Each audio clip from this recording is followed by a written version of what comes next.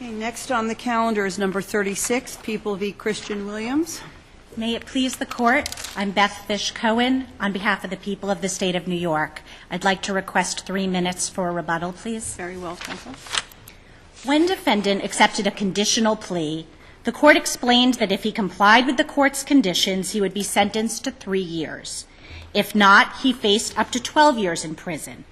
Just 2 weeks after his felony plea, defendant breached the conditions by committing a new crime, and the Court sentenced him to 6 years.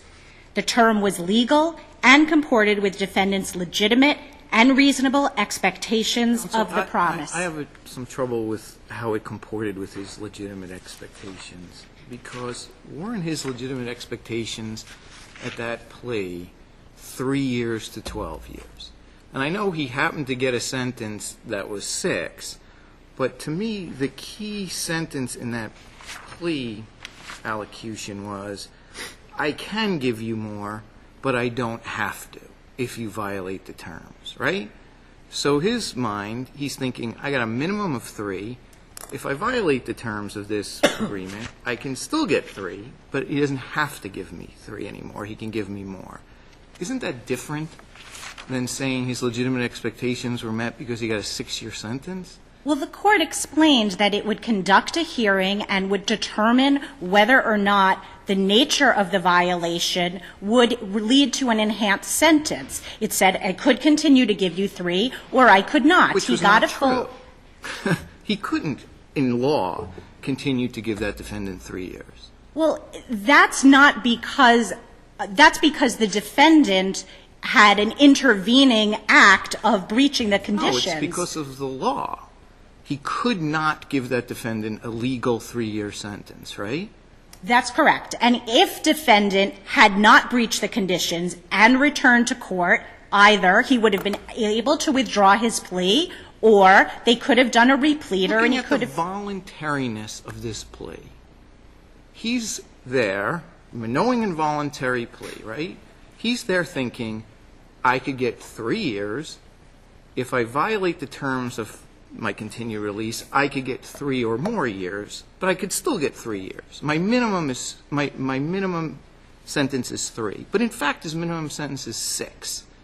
So how is that a legitimate sentencing expectation? And do you think there's an appearance problem here? But let's get to the first. How do you think there's a legitimate expectation on that defendant's part that he has to get 6 years? By being told he could get up to 12. That was the direct consequence. But that's the top end. See, I think Judge Garcia has hit really on the heart of it, and he's correct. Judge Garcia is correct. It's the false inducement that really is the heart of the plea, not that the top number may be right. And that's, I think, we really need to address this question on that point. But it is this Court has repeatedly held that when you're talking about sentencing expectations, specifically as opposed to due process rights, then the defendant can meet those the promise can be met so long as there's an objective determination that the ultimate sentence was fulfilled.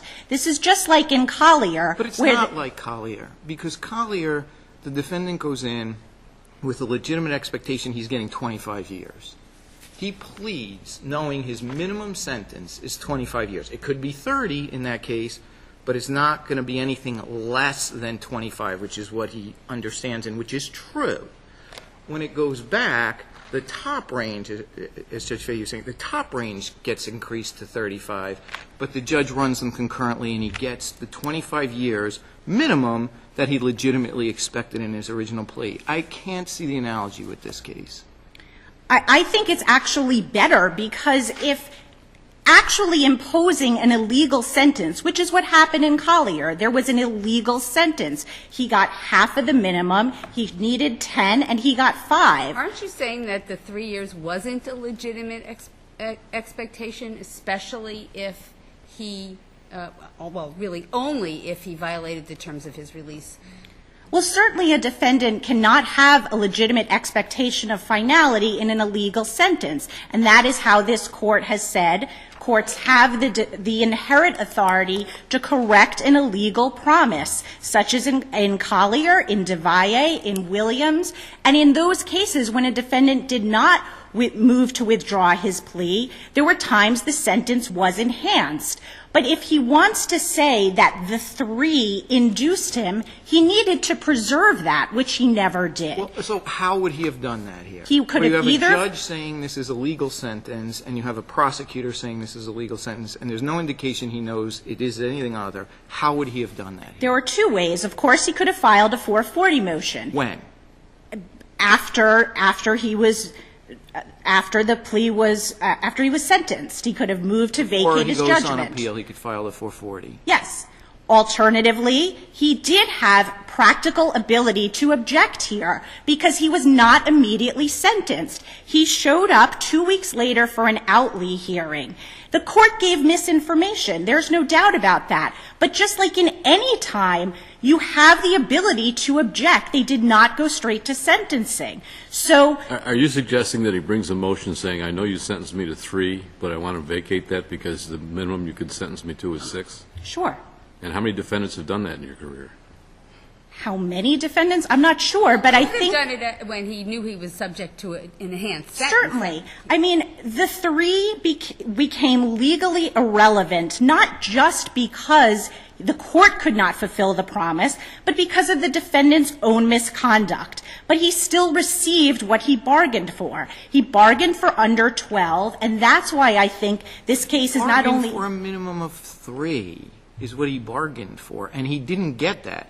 And going back to my point on appearance, I know there's nothing in this record, but do you think the public and people watching this proceeding might think that a judge realizing he took a plea to an illegal sentence would give the person 3 more years on a marijuana violation so that the plea fell within your range? No, I don't think there's any concern that if defendant had managed to abide by the prerequisites, he would have either gotten 3 on a 5th-degree sale instead of a 3rd-degree sale, or he would have withdrawn his plea. Could the people have moved to set the sentence aside as illegal? He wasn't sentenced illegally. Had he been sentenced illegally, that would have been different. But here, he happened to get a legal sentence, which was 6, and that was with. I'm sorry. At the 3, when he got to 3. Sure, I have no doubt that if they had actually imposed 3, several things could have happened. Either this could have been a case where the Department of Corrections realized the mistake. That happened in DeValle. Or it could have been one where the court sua sponte realized it. That happened in Williams. It could have been one where the defendant realized it afterward and he filed a 440. Here the court said, I'm not really sure. I don't have my sentencing guidelines with me. So that might have triggered. Of course, it would trigger something. I mean, no one is saying that this was an ideal plea allocution. But under your scenario, no matter what he does.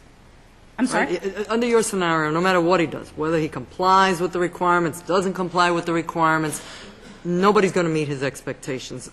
The expectations he understood at the time he took the plea. I don't Because agree. 3 is illegal, so he can't get the 3. But they could have done a repleader. I mean, when you look at the plea minutes, several times there's a discussion about the offer of 3 years. So if the people were focused on 3 years, if the defense was focused on 3 years, I mean, you realize this plea took place nearly 2 years after the crime. There's a lot of negotiation and a lot of back and forth. If 3 is what they wanted, legally they could have gotten 3 on a repleader to a 5th-degree sale. There's no plea restrictions under the statute that would have prohibited that. So if what they wanted was 3 on a B felony for drugs, he can replead to a D felony and get the 3 years. And we would not be here. It would be This is not something that's uncommon or unusual, right, counsel? This happens all the time. Unfortunately, it happens more than we would like it to, that there are sentencing mistakes. And this Court has dealt with many of them, times when the parties did not understand the minimum. There was a case this Court had where they thought an attempted first-degree sale was an A2, but it was actually still an A1. So this falls well within cases that this Court has had, and when you have a case where there was an illegal promise, then often specific performance is involved under the Selikoff line of cases and under Collier. That didn't need to happen here. It could have happened, but it wasn't necessary. And as a result, he was able to get a sentence that did comport with his legitimate expectations. You have to admit, though, going back to the point that Judge Garcia was making, how does it look? A judge offers you a deal that is improper in the sense that it's something that he legally can't do. Yeah, so he induces you to plea. You plea.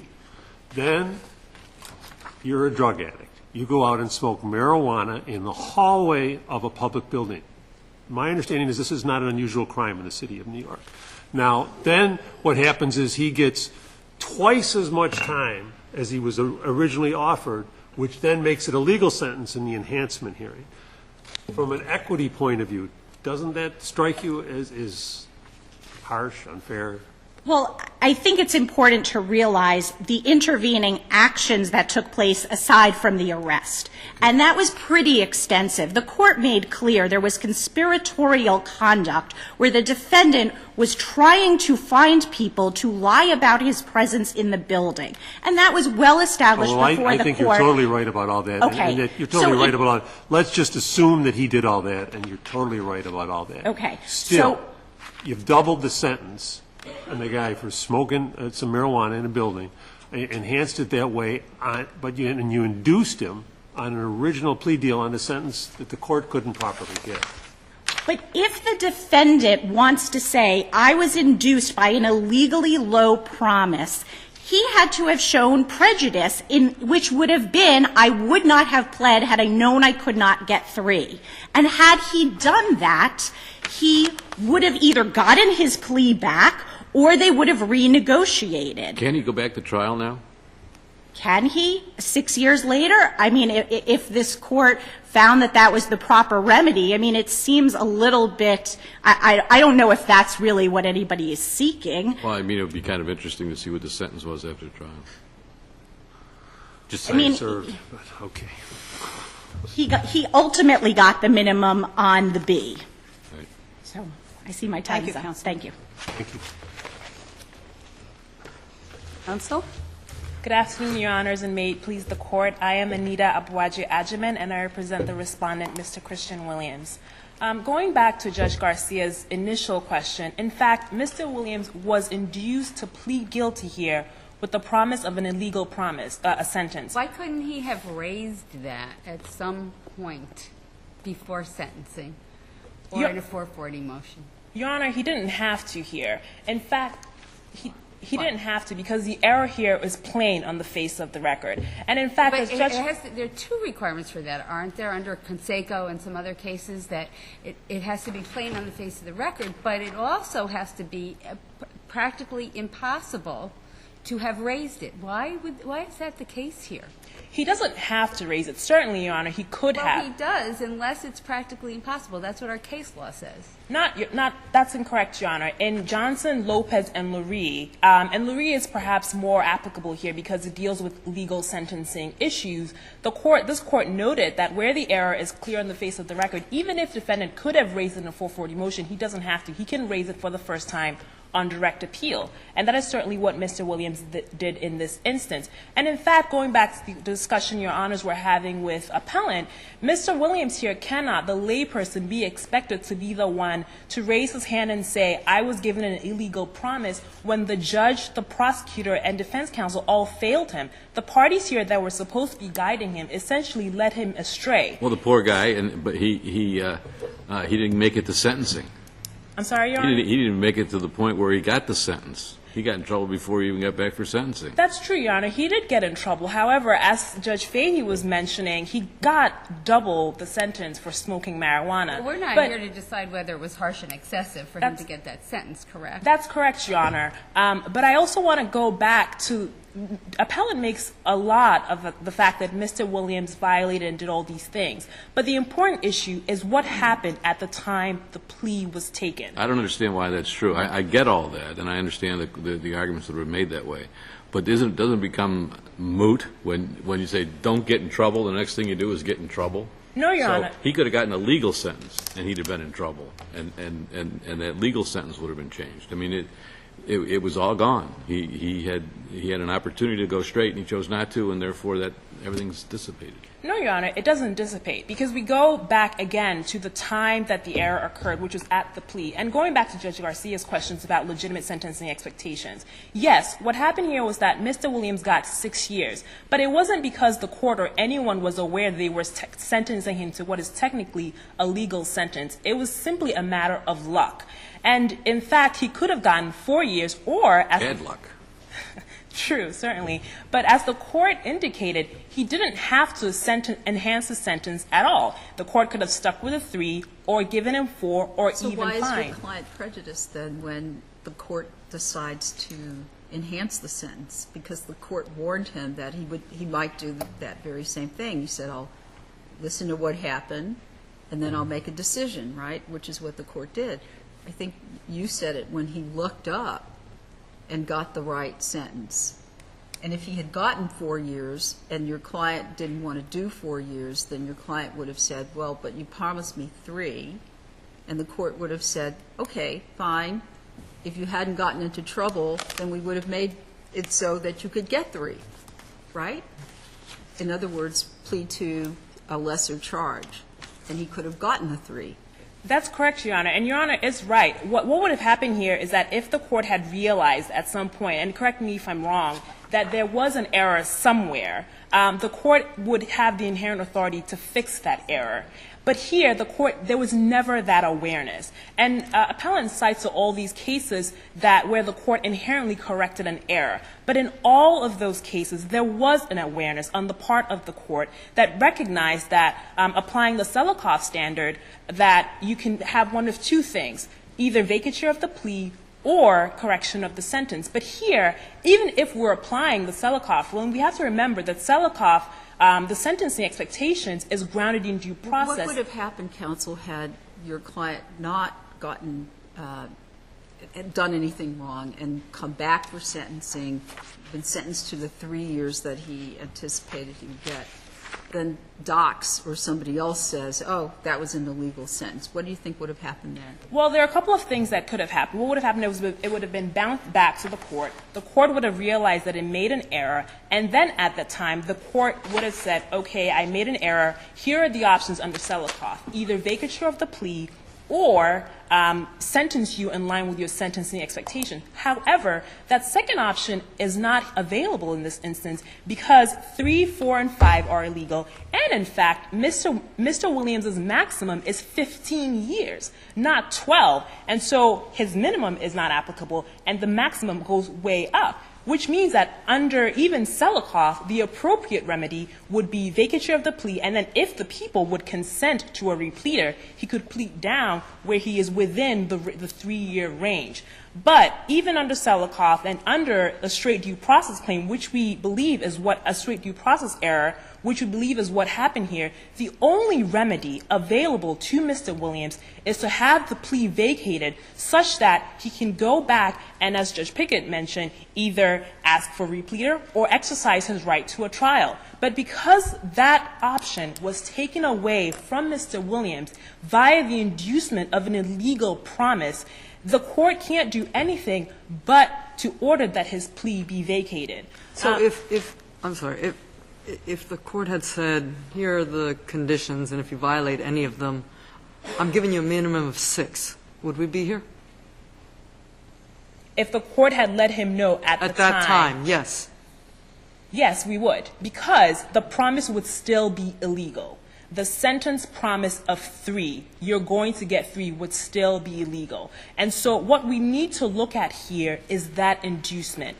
What information did the court provide to Mr. Williams for Mr. Williams to say, all right. So even if the court says it's 3, but if you violate these conditions, I'm telling you it's at least 6?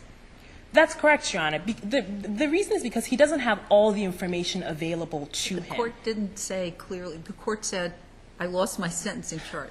I mean, I don't know why there wasn't another one in the court or somewhere else, but the court didn't exactly say that this is the sentence range. It said, I think it is. And didn't somebody have the the wherewithal to find out what the real sentence was between the plea and the sentence? Certainly somebody should have, but at the moment that the court engaged with Mr. Williams and sanctioned this plea, Well, apparently the judge assumed that the DA and the defense counsel had done this. that's correct. The court assumed that the learned folks in the prosecutor's office knew what they were talking about. And it goes back to the earlier discussion we were having about the integrity of the plea. And I think Judge Garcia mentioned this, about people watching this and hearing that judges are engaged in conduct where they're making illegal promises that they cannot keep. It certainly doesn't engender any confidence in the criminal justice system, especially where we know that a majority of the criminal justice So I system. guess that's what I'm asking you. That when he says, but if you violate any of these conditions, I promise you it's at least 6. Your Honor, it's still not. That's to attenuate it from the plea for some reason or another, you're saying? No, Your Honor. I'm saying that when we go back to the plea and the promises made to get him to plead guilty, Yes. that promise was wrong. That promise is a promise no one could keep. It was an illegal promise. Well, it was and a promise that the prosecutor made, right, that you would have 3, and the court essentially endorsed that. And so if the prosecutor wanted your client to have 3 years, as the ADA says, if that had been brought to the court's attention, then the court or the prosecutors could have said, well, we'll have you plead to a lesser crime, and you can still get your 3. So I'm a little confused about why the initial wrong sentence inducement holds even after that.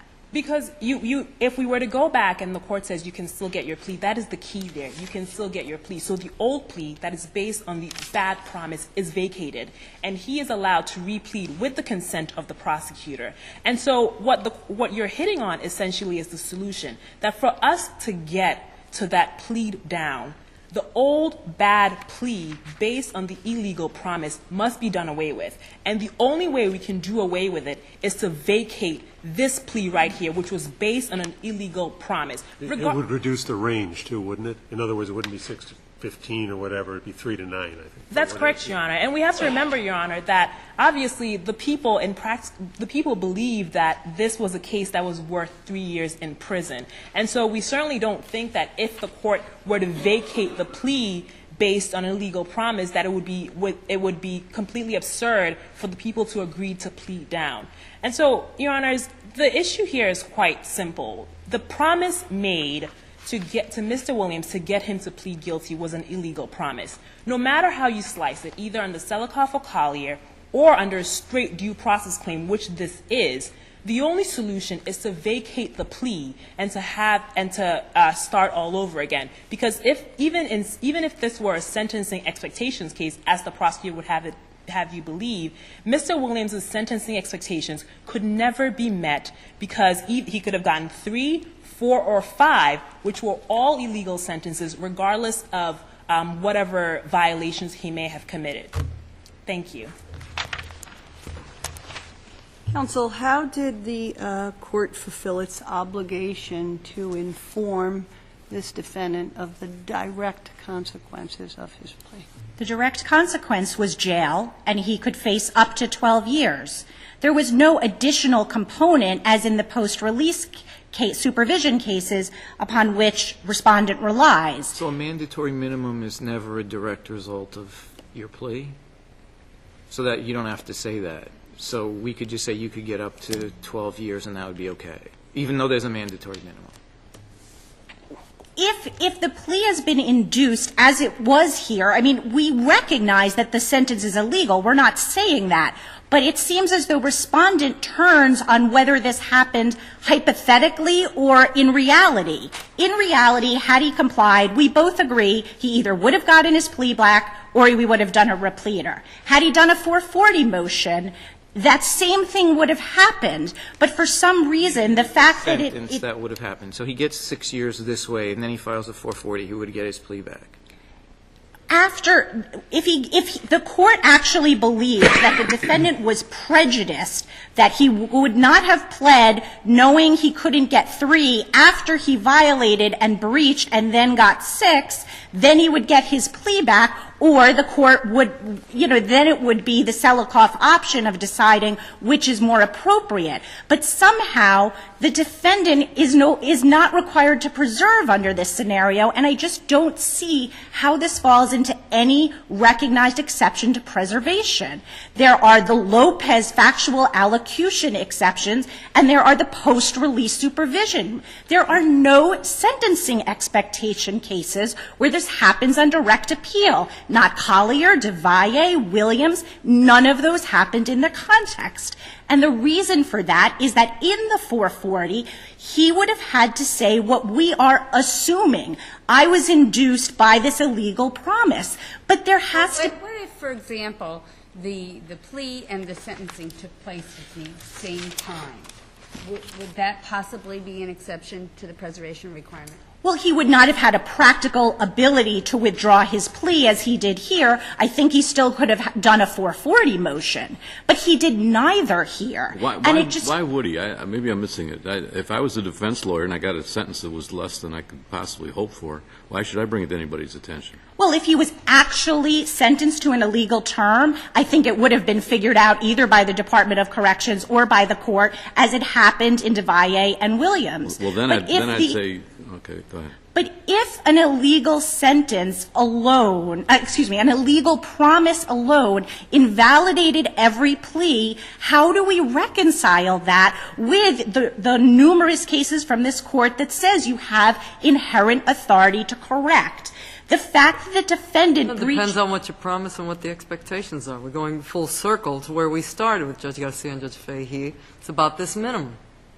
I recognize that, but this isn't the first time that a defendant has been told that he received, that he was being promised something that the court could not fulfill. And when that happened, this court has looked to see whether there was a way of meeting the legitimate expectations. And that's Collier, is that case? That's one of the cases, yes. What's the case where he was promised a minimum that he could never get, but his expectations were met? What's Williams. That case? Because Williams, he was promised 3.5 to 7, and the court raised it to 3.5 to 10.5. They expanded the range because of the... So what's the case with the mandatory minimum that was wrong?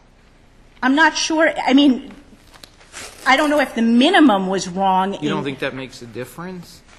No, because he could have got it, because you cannot overlook the intervening factor. That's what I think, because we're all in agreement that he would have gotten 3 had he done the right thing. To go back to my perhaps poorly articulated policy point, in that case where you happen to have, and I'm saying this is here, but the appearance is here, where you happen to have a fortuitous intervening event, and he committed this and will accept the facts, as Judge Fahey said, and a judge then coincidentally increases the sentence to what should have been the mandatory minimum. You don't think that creates an appearance problem, that was done to avoid giving this person his plea back? I think that when you have the full record, as you have here, it does not create that impression. And if it did, they could still do a 440, and a judge could still say he was induced by an illegal promise, he should have gotten his plea back. And that could have been appealed as well, as opposed to handling it just on direct appeal. Thank you very much.